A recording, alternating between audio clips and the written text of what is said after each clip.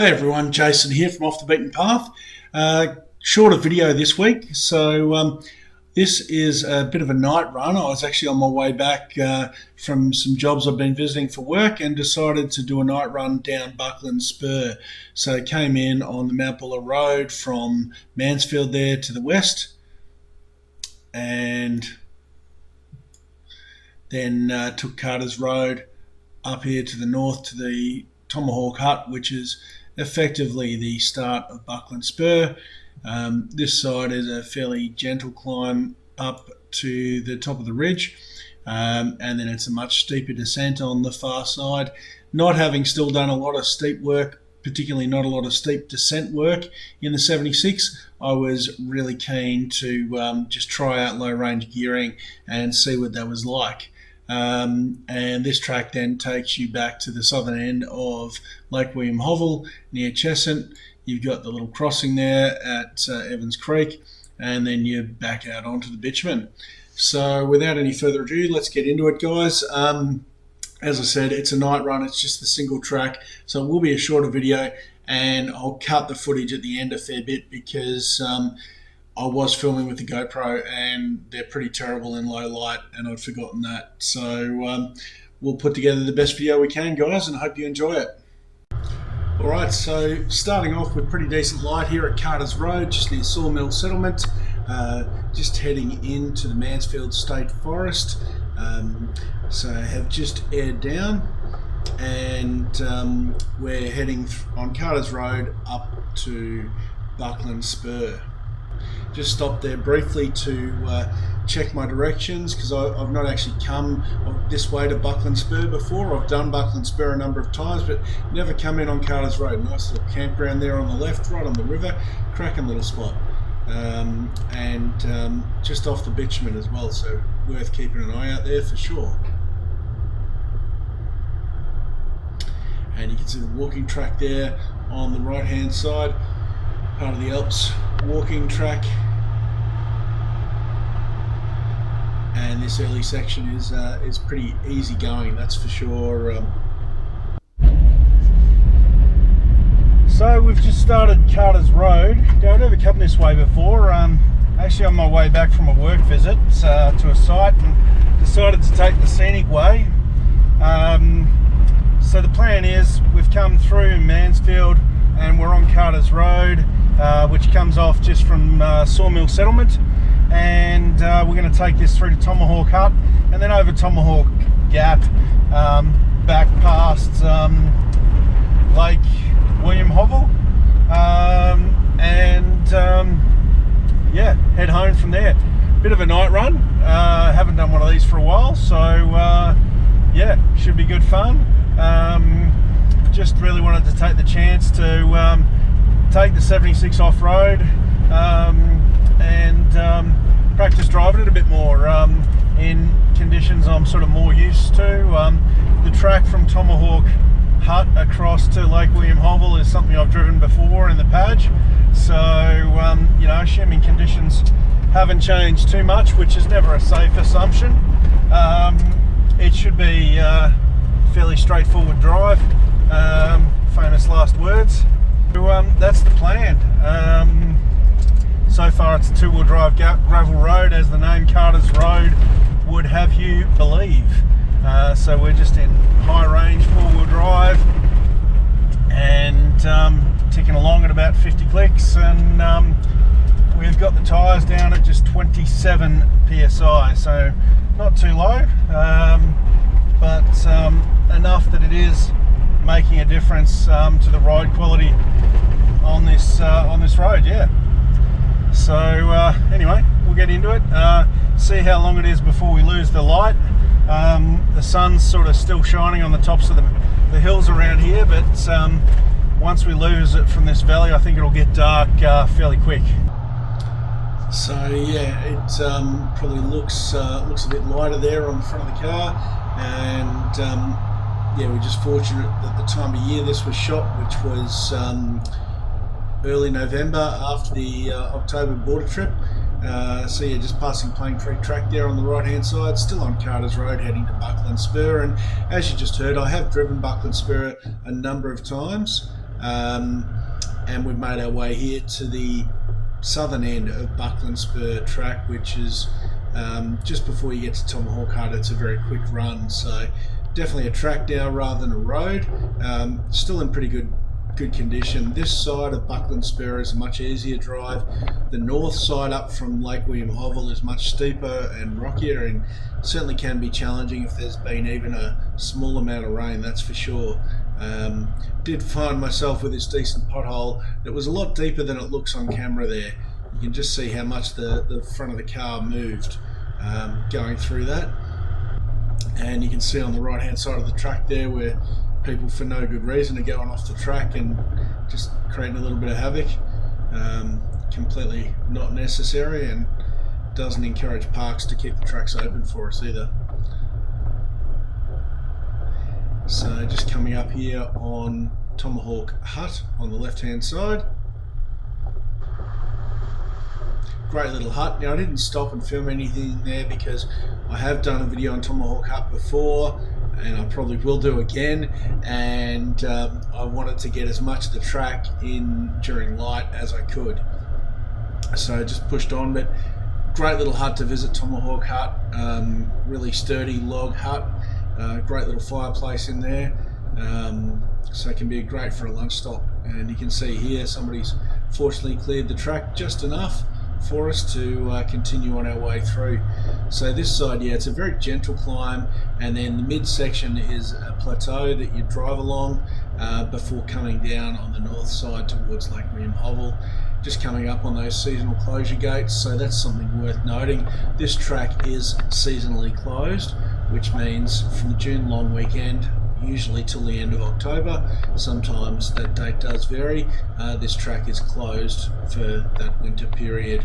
So if you do want to get in and do it, after we release this video, sort of sooner rather than later is probably the way to go. We'll leave it for next year.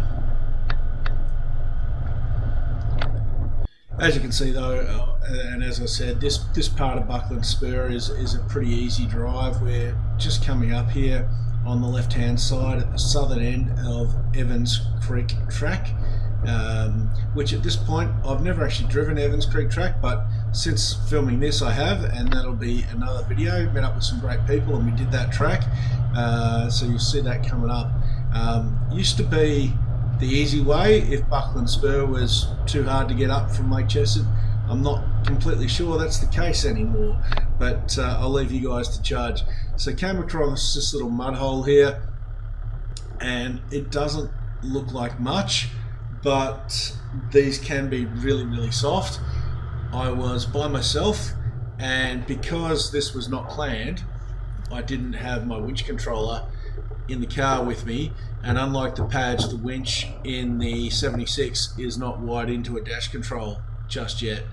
So I did decide that discretion was the better part of valor, and got out of the car to find myself a stick to actually check the depth and check the bottom and just see how firm it was, because I've been caught out with these before where, you know, you see something like this, you think, oh yeah, that's 300 mil deep, and you drive in, and the minute you put your wheels in, that's it, you're gone. So you can see there already it probably is deeper than I thought, and I really wanted to get a sense of just how soft the ground was as well. You can see people have been taking a left-hand line there, sort of widening the track, and I wasn't really convinced about that. So at this point, still on the 76, running those road terrain tyres. They're 31-inch tyres, so don't leave a lot of clearance under the axle. And you can see there it does look reasonably deep, but I was finding that it was a pretty firm bottom, and I really wasn't too sure about this slippery muddy stuff off to the left there. So said, yep, let's just do it.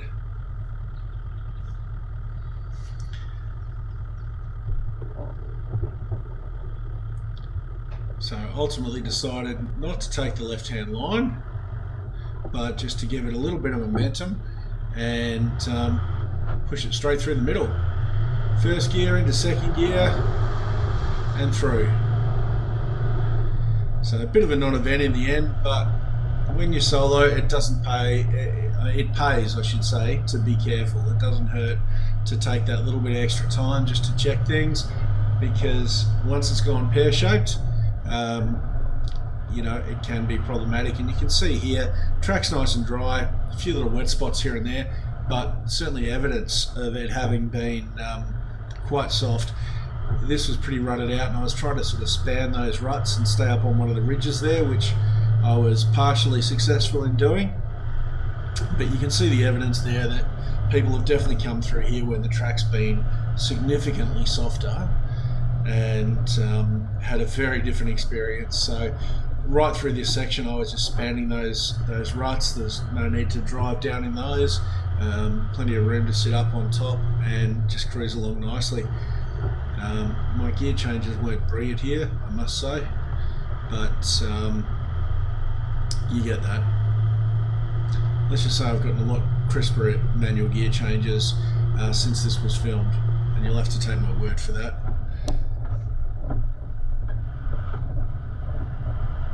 And look, just on that, I may have said this in other videos, when I got the 76, I had thought that possibly I'd want to try and save up the money and find a way to afford to do an auto conversion later on, but I can say with a very high degree of certainty that that is off the cards.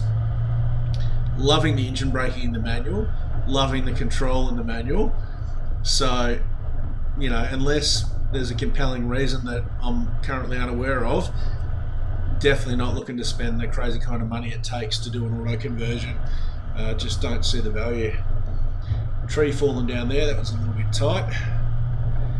Now if I did anything with the gearbox, what I'd probably do is drop in one of the post 2016 gearboxes that have a different ratio for second gear and for fifth gear. It's a little bit taller, so you don't rev quite as hard on the highway, given that this vehicle is my daily driver and I do a fair amount of highway driving in it for my work. So that's probably all I would do. Now you can see here, coming up on another sort of muddy section, I've taken a bit of confidence from the last one, and also the fact that it looked like there was a line where I could span that, and I've just plunged in. You can see to the right hand side of the track there quite a bit of water. Fortunately on the track nothing like that, so the track is built up quite a bit of a natural dam there for the water to collect on. And you can see that light's getting low. You're starting to see the headlights shining on the bushes.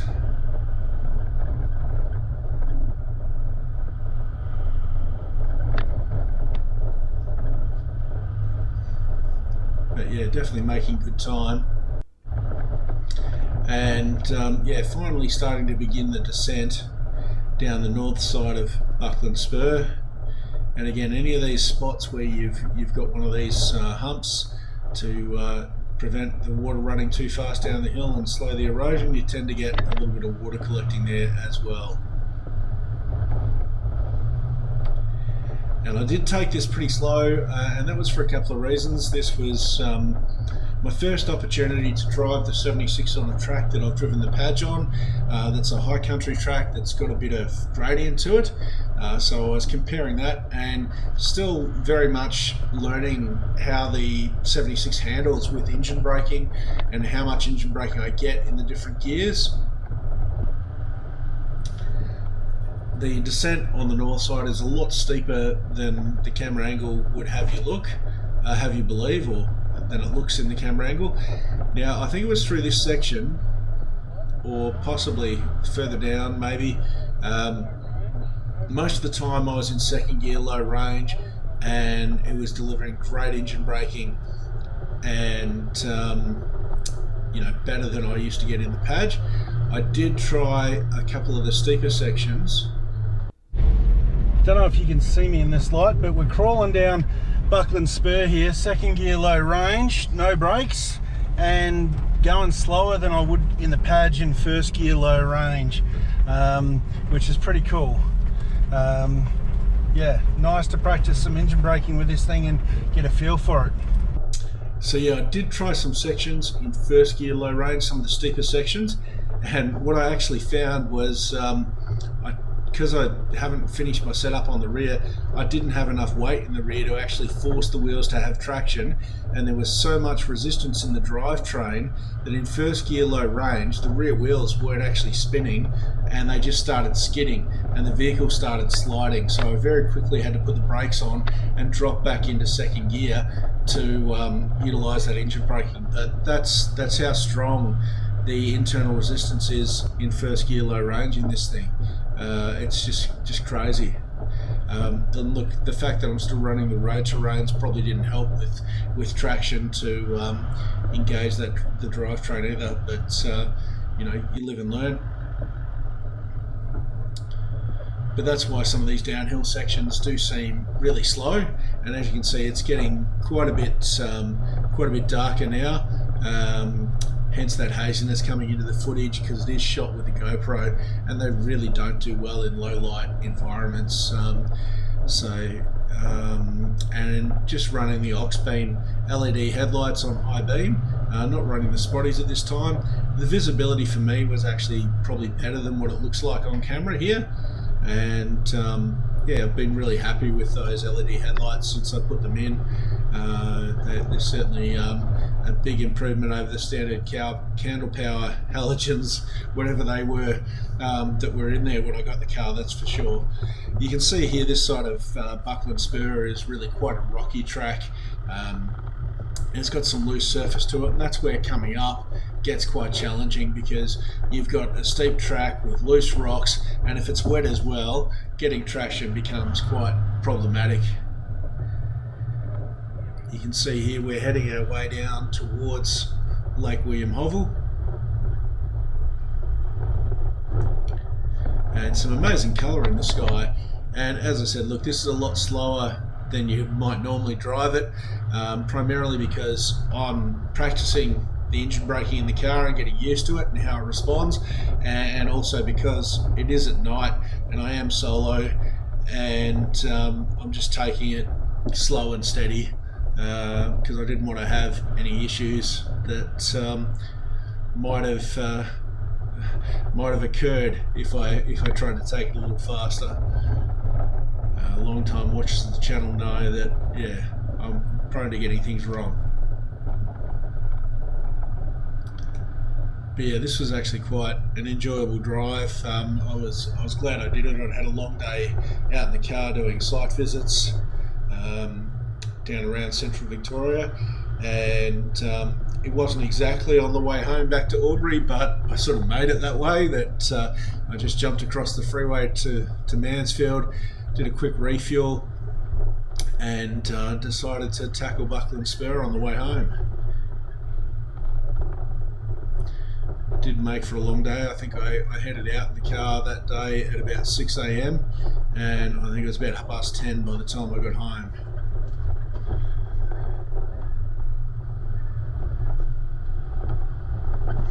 But yeah, just crawling down there, and a lot of that control is coming just from the second gear low range. It's not actually me braking at all. Really impressive. And look, I've just not long got back from a trip in the high country where I took the dot trailer with the 76, and it performed incredibly impressively. So it'll be probably a couple of months before I get that video up on the channel, but keep an eye out for that. So yeah, definitely a drivable track, Buckland Spur. The way I'm doing it here from south to north is definitely the easier way to do it. North to south, the first couple of Ks are the hardest, and if you get up those initial climbs, which we're in the process of coming down now, then you're going to be fine. As you've seen, the 2/3 of the track we've already covered, pretty easy. So yeah, just a note on the screen saying, yeah, all I'm running is the aux beam LED headlight globes, don't have the spotties on, and that's more than enough visibility for me on this part of the track. As I said, it was probably more visibility than this footage would lend you to think. And you can see, like, there's the sky's got that real purple colour to it. The sun's sort of gone down behind the mountains, but still got a bit of a glow emanating. It's a really nice time to be out on the tracks actually. Just, you know, maybe a little bit more visibility on the sides of the vehicle would be good. I can certainly see why people have those little LED bars angled out at like a 45 degree or something. Definitely something to consider. I've got some ideas about that. I don't do night runs a lot as a rule, but some additional lighting out to the side of the vehicle wouldn't go astray for the times that I do, that's for sure. And as I said, it really doesn't do justice just how steep this is. That's the gate there on the northern end for the seasonal closure gate, so we're almost at the end of the track. It is a lot steeper than it looked coming down there. So this track has a couple of, at the end where it V's out onto Upper King River Road. I don't think it's Tomahawk Hut track just yet. It's not really a road at this point though either.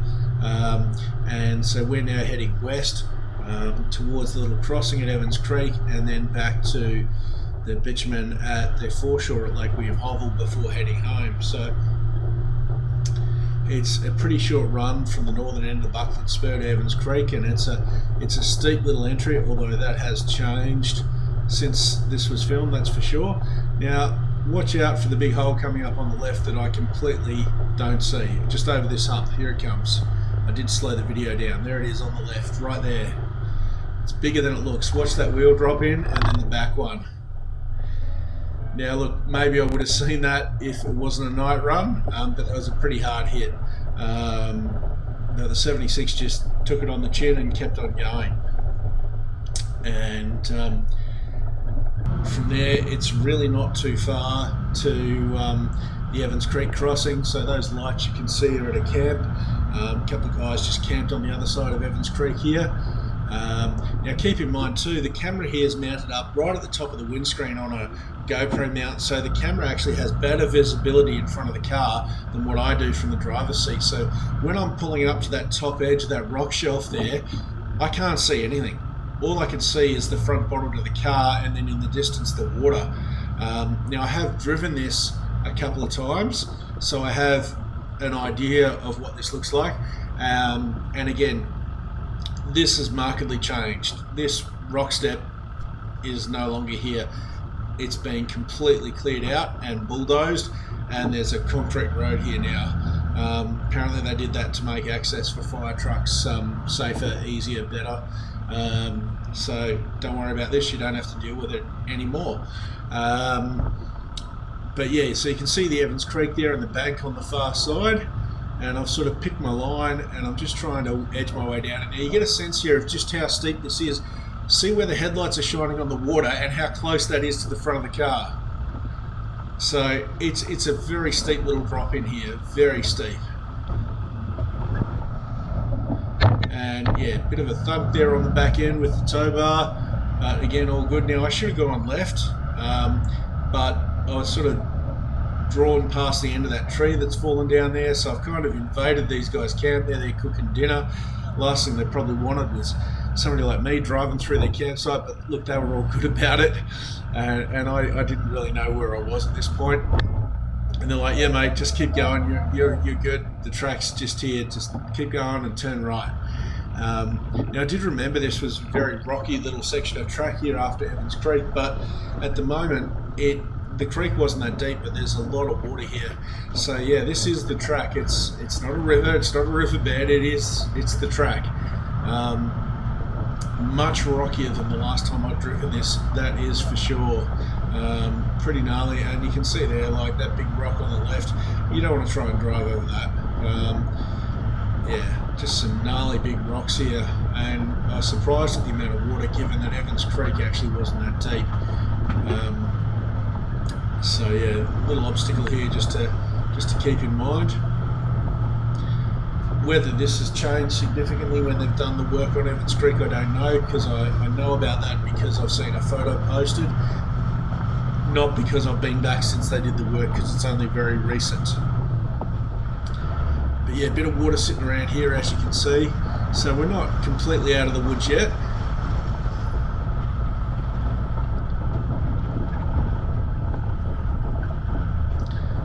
and I think I just flicked the spotties on just then, maybe.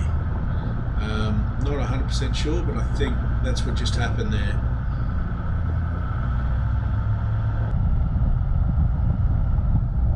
So coming up here, after these little potholes, is the northern end of the Evans Creek track. So you might recall we passed the other end when we were on Buckland Spur, and as I said, there will be a video coming up soon on the channel where I meet up with some great people and we actually go and do Evans Creek track and have a bit of fun doing it too. So it was always considered to be the easy option if Buckland Spur was too difficult to get up, but I'm not completely sure that's the case anymore.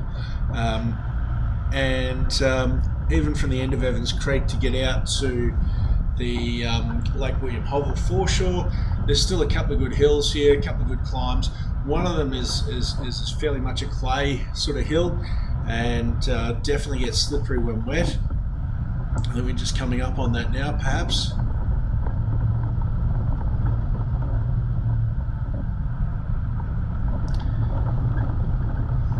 And they've certainly got a bit of gradient to them as well, these couple of hills. So I guess if you're heading in here and there's been a bit of rain, if you have trouble on this early section, again, if you're going that other direction, coming from Lake William Hovell, you know, it's probably a good barometer to say, well, maybe we don't want to tackle this, because this early section can get slippery when it's wet. This little crossing here has got a nice concrete base, so you never really have to worry about this. You can see the concrete just there. It's a nice, easy little crossing, washes your tyres, and once you come through that on the other side, it's not too far at all, and you're back onto the bitumen. So look guys, I hope you've enjoyed this video. You don't see as much with a night run video, and for me, this is something I did just to sort of practice driving the 76 in low range and practice the engine braking, that sort of thing. But I hope you've enjoyed it, and Buckland Spur is a great track, definitely worth getting out there and having a crack at doing it sometime. I do need to do a video down at Tomahawk Hut, because that's a great little hut to visit as well.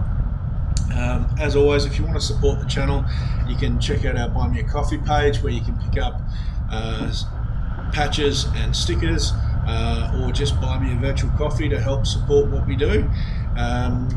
Thanks for watching, particularly if you're still watching at this point and you've made it this far into the video. Really appreciate that, guys. And we're going to just pull over up here on the grass in a second and air back up and get ready to make my way home. So you can see this bitumen is pretty narrow in places, but we are getting close to that foreshore here. So yeah, time to air up. As I said at the start, had the tyres down to about 27 psi, and didn't actually bother airing them down lower than that. It might not have hurt if I had, but didn't need to worry about that. So yeah guys, as I said, thanks for watching, and I'll see you in the next video.